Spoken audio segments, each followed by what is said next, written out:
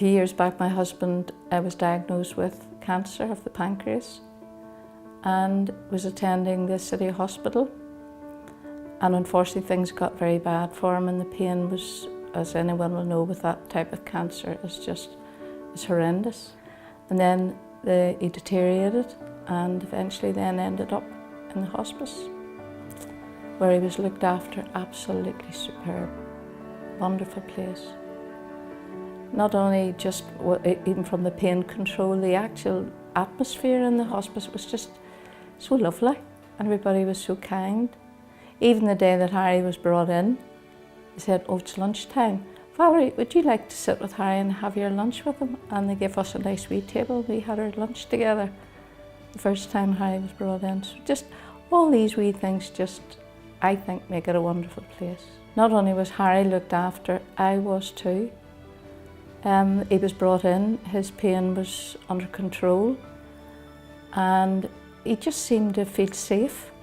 You know, whenever the time he did come home and he took ill again, his first words were, "Please take me back to the hospice," because he just knew that he was going to be looked after properly. Before we knew it, it was just coming up to Christmas.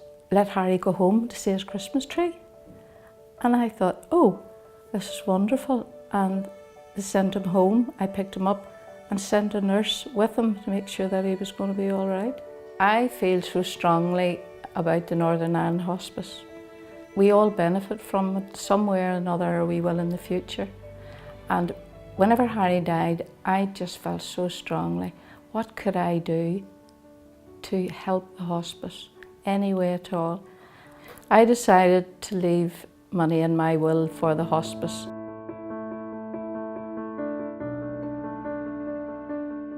Gifts and wills are vitally important to the Northern Ireland Hospice. Each year the hospice and the Children's Hospice cares for over 3,000 babies, children and adults living with a life-limiting condition. A gift and will currently cares for 1 in 5 of our patients. I know it can be very difficult to have conversations about the end of life, and it's something that we don't ordinarily talk about. But whenever you are planning for the future, I would encourage people to think about how they want to be cared for, where they want to be cared for, and how they want to be remembered. And gifts and wills help create your legacy. Giving a gift and a will to the hospice changes lives. There are so many people who need access to great hospice care, be it in their own home, be it in our hospices. Please, please think about a gift in your will and creating your personal legacy to the hospice whenever you're writing your will.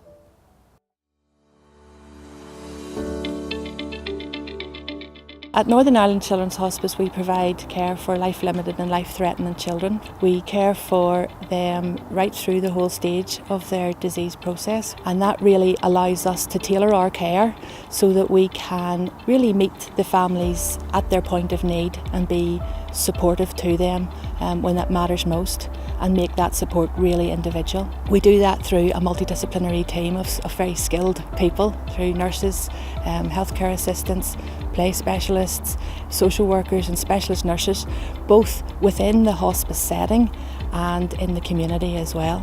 The Children's Hospice is special because it's a place where we can come and we can just relax, we can unwind. We know that Zoe's going to be looked after. Day-to-day life can be very busy, can be very stressful. There's a lot of things you have to do throughout the day. When you're here, someone else takes over and does all of that, so you're not worrying about physio and medicine and all of the things that you're always thinking about, because somebody else will do that, and you can just relax and have normal family time. You can play and just do all the things that families do without any of the worry, and you feel like you're here with friends because all of the staff are so nice and so helpful.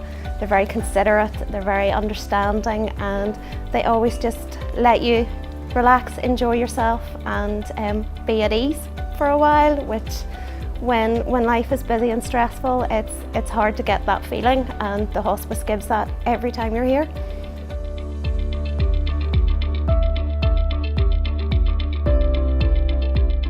I had real reservations about even coming to the hospice because my preconceptions were that it was something that we were maybe resigning ourselves to, but in actual fact, couldn't have been further from that. We've been here since Zoe was 3, when we were dealing with a lot of serious medical issues and being told that life was limited. What we found was a place where we could relax, where we could have fun. The atmosphere was overwhelmingly positive, with such a friendly and caring staff. And who are you? Zoe and Rennie, and we live in Downstown. And for Zoe herself, whenever she's here, she has such fun.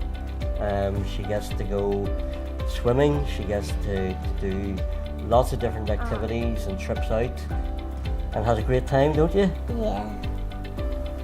What's your favourite thing about the hospice, Zoe? I like swimming. Where do you do swimming? In the pool. What else do you like to do at the hospice? Art. Yeah. Do you have fun when you're here? Yeah. Yeah. Do you have friends at the hospice? Yeah. And what about your room? Do you have a nice room at the hospice? Yeah. It's so much fun at the hospice. Is it? Yeah. Yeah.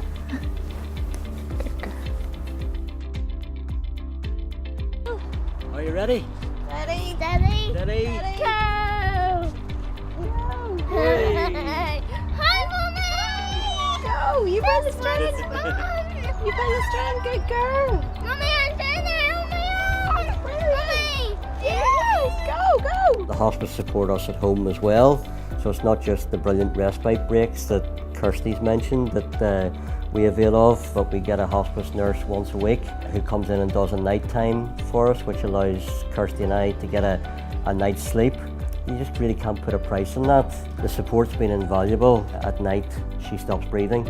So night times for us would be our busy times, and to have somebody come in and just know that they're there and everything's being taken care of and allow you to recharge your batteries and to actually face the next day with your eyes open is fantastic.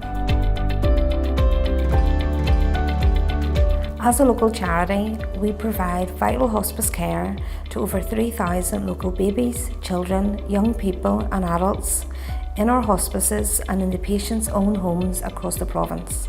With annual running costs of over £9 million, we rely heavily on gifts and wills.